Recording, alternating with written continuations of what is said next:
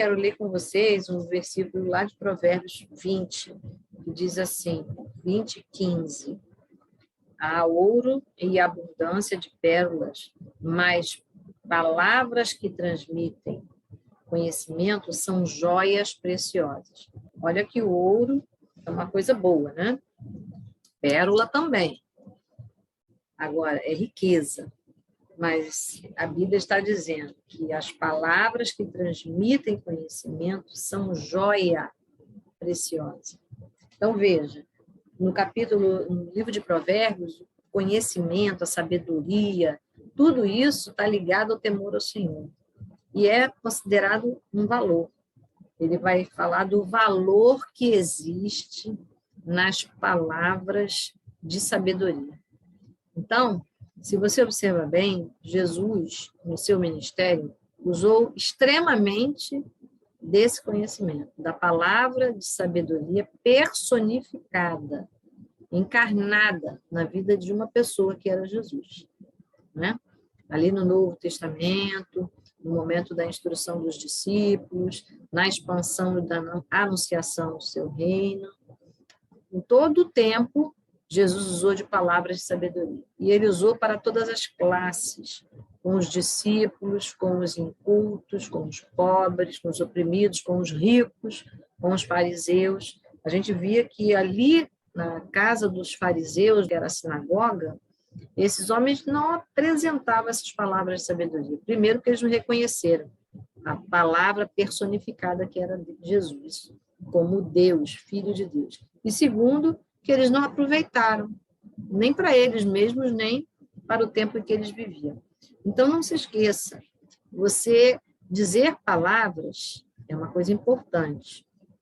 Então, se a gente vai usar a oportunidade que nos dá, que as pessoas nos estão nos dando, e usar dessa oportunidade, eu estou fazendo a minha parte. É bom, né?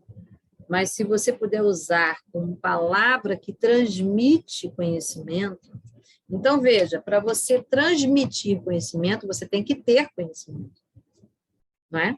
Só pode transmitir quem tem. Então, há uma tarefa anterior, que é buscar sabedoria, buscar conhecimento.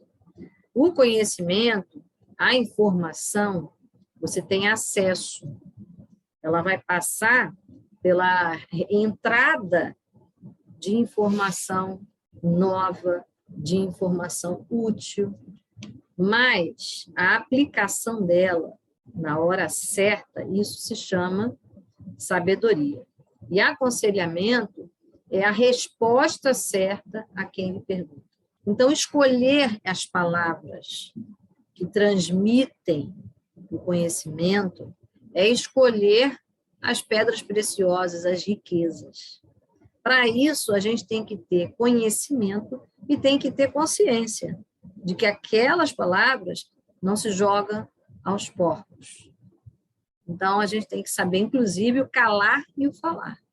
Há momentos, a Bíblia diz o quê? Com o tolo, a gente não deve gastar tempo, né? Porque até se você entrar numa discussão com ele, ele ainda te envolve e faz diferente. Até por que ele faz isso? Por que ele te ofende? Por que ele faz você se envergonhar? Porque ele não respeita. É só a gente olhar lá para a guerra da Ucrânia e da Rússia, né? O que a gente está vendo lá? Uma certa injustiça. E por que a gente está vendo injustiça? Por que aquele povo está desarmado?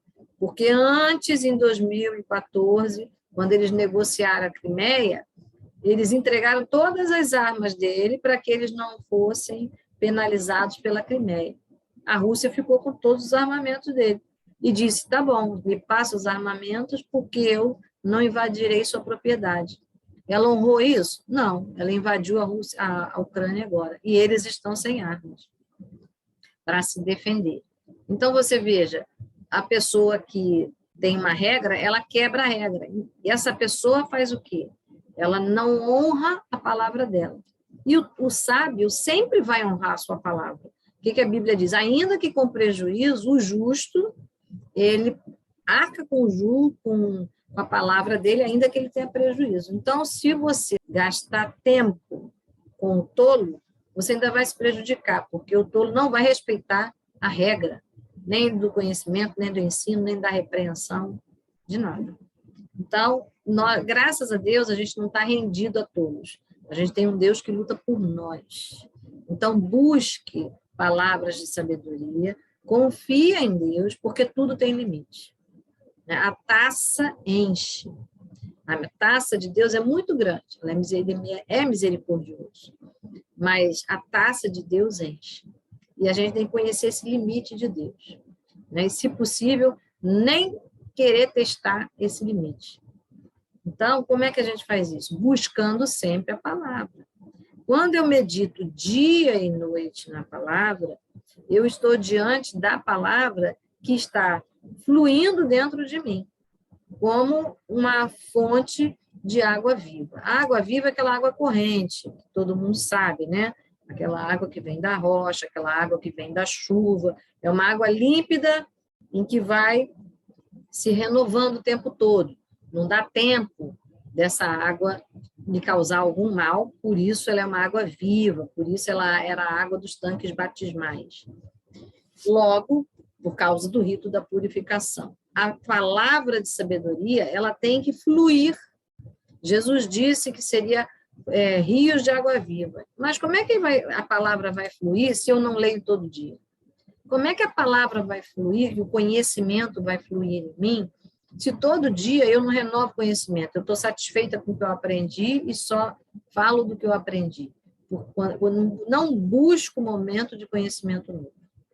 Então, veja, é preciso estar diante da fonte de água viva, que é a palavra de Deus, entendendo que ela também é fonte de sabedoria, que ela é fonte de conhecimento. Ela não só vai lhe dizer o que fazer, mas ela vai lhe dirigir com sabedoria no momento de fazer, né? E aí eu quero voltar num versículo, aí também em Provérbios 20.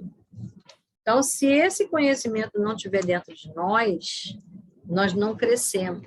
Se ele não for renovável como a água, a gente não verá a solução. Então, olha lá, Provérbios 20, no verso 5. Os propósitos do coração humano são como águas profundas, mas quem é inteligente sabe como trazê-la à tona. Então, se o Espírito Santo habita em nós, ele já nos deu inteligência e conhecimento. E ele nos ensinará a trazer à tona. E Jesus mostrou isso ali na beira do poço, Jesus mostrou isso ali tratando com um jovem rico, né? Quantas passagens Jesus mostrou isso? Então, vamos guardar isso no nosso coração. Temos que desejar todo dia ampliar conhecimento. Temos que todos os dias não só desejar ampliar, mas como transmitir. E não apenas dizer do nosso jeito, mas buscar o melhor jeito de dizer. As palavras de sabedoria, elas são uma chave para a porta do coração de outras pessoas. Então, usar a palavra de sabedoria, você consegue mobilizar aquela pessoa que não muda, que é entranhada. E a gente não tem essa palavra de sabedoria se o Espírito Santo não colocar na nossa boca. Nós não teremos essa palavra de sabedoria se ele não nos fizer lembrar na hora certa. Porque eu posso até ter um cabedal, mas eu vou ter que procurar livro para fazer alguma coisa. Agora, eu abortar a palavra certa na hora certa, é uma chave.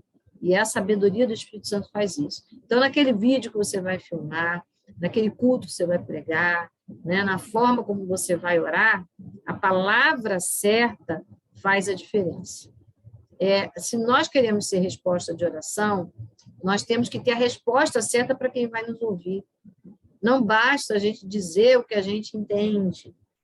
A gente tem que dizer o que a gente entendeu e o que Deus quer que o outro entenda.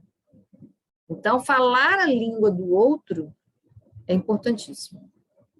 Então, temos que ter duas coisas, né? Ter espaço para guardar, estar exposto diante disso. E eu quero orar assim, para que cada um de nós esteja com a palavra adequada.